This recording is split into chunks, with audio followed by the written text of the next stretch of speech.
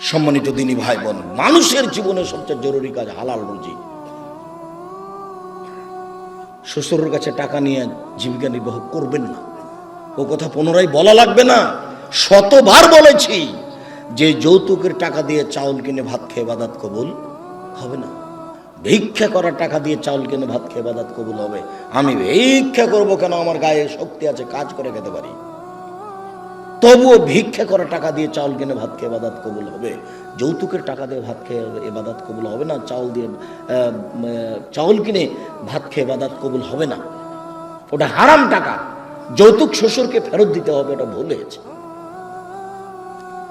আর আগামীকাল সন্ধ্যা হতে হতে এই ছেলে, তোমাকে বলেছি শতবার, তোমার বাপ যেন তোমার ফুফুকে জমি ফেরত দেয়, হিসাব করে ভাগ করে দেয়।